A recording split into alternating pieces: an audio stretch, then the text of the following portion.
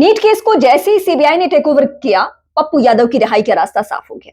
ये सबको मालूम था कि नीट केस में बेबाक होकर बोलने की सजा भुगत रहे हैं पप्पू यादव।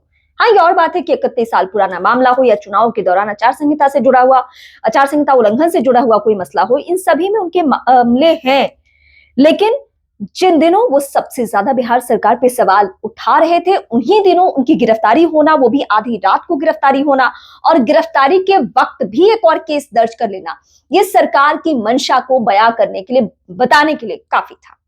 वैसे कोर्ट के सामने पप्पू यादव बार बार ये शक जाहिर कर चुके थे, या आशंका जाहिर कर चुके थे कि बिहार सरकार मेरी जान लेना चाहती है, मुझे एक ऐसा इंजेक्शन दिया जा रहा है जो धीमा जहर हो सकता है। ये पप्पू यादव की लाइन है। सबसे पहले तो मैं ये क्लियर कर दूं, क्योंकि किसी की भी भावनाएं आहत हो सकती है। सबसे पहले तो अब उनकी रिहाई का रास्ता साफ हो चुका है, इसलिए क्योंकि सारे केसेस में जितने भी मामले रीओपन भी किए गए थे, उन सभी मामलों में उन्हें बेल मिल चुका है। और इसीलिए मैं कह रही हूं कि जब सीबीआई ने इस केस को टेक ओवर कर लिया, तब उनके ऊपर सरकार ने ये रहमें दिखाई। और इसलिए ताकि अब जब वो सवाल भी उठाएंगे तो बिहार पुलिस को लेकर या बिहार सरकार को लेकर किस तरीके से सवाल उठाएंगे, क्योंकि ये मामला तो अब केंद्रीय जांच एजेंसी के पास जा चुका है, ये तो मामला सीबीआई के पास जा चुका है। और सीबीआई इस मामले में किस तरीके से जांच कर रही है, नहीं कर रही है, अब इससे बिहार सरकार का कोई वास्ता है नहीं, क्योंकि सरकार ने अपना पीछा छुड़ाने के लिए, सवालों से भागने के लिए सीबीआई जांच की अनुशंसा की थी, और तकरीबन 12 दिन बाद सीबीआई ने इस केस को टेक ओवर कर लिया है। अब पप्पू यादव की रिहाई का रास्ता साफ, तो अब इंतजार कीजिए कि पप्पू यादव क्या उसी अंदाज में सरकार पर सवाल उठाते हैं, या उनके लहजे में कोई नरमी देखने को मिलती है, क्योंकि ये सभी को मालूम था कि ये एक्शन सिंबॉलिक है। सिंबॉलिक इन द सेंस की कोई और इतनी आवाज ना उठाए, सरकार को बेनकाब ना करे, सरकार ने जो जो लापरवाहियां की है उससे पर्दा ना हटाए। इन तमाम कोशिशों का असर ये था, अंजाम ये था कि पप्पू यादव को गिरफ्तार किया गया था।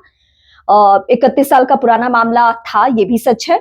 उनके ऊपर कई सारे केसेस थे। 2017 में एक चुनावों के दौरान आचार संहिता उल्लंघन का मामला था, ये भी सच है। लेकिन इन सारी सच्चाई के साथ सच्चाई ये भी है कि पप्पू यादव नीट केस में सबसे ज्यादा विवाद थे। वो पीड़ित परिवार के साथ जहानाबाद की सड़कों पर बैठ जाते थे, वो दिल्ली में संसद भवन परिसर में हाथों में तख्ती लेकर नीट केस के बारे में दिल्ली के लोगों को बताते थे। वो बिहार में हर दिन बेबाक होकर बोलते थे कि मनीष रंजन से लेकर जो हॉस्टल संचालक है, उन लोगों की भूमिका संदिग्ध है।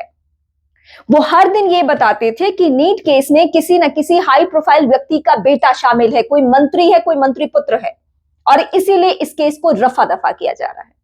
और इसीलिए वो आंखों में, मतलब सरकार की आंखों में चुभ रहे थे, और चुभने का नतीजा था कि उन्हें जेल भेजा गया। तो अब इंतजार कीजिए, पप्पू यादव, जिनको उनके समर्थक बाघ का कलेजा वाला कहते हैं, उनके तेवर में कोई नरमी देखने को मिलती है जेल जाने के बाद, या फिर कुछ और। वैसे मैं आपको सच्चाई बताऊं, राजनेता जब भी जेल जाते हैं, उनके कद में इजाफा और होता है।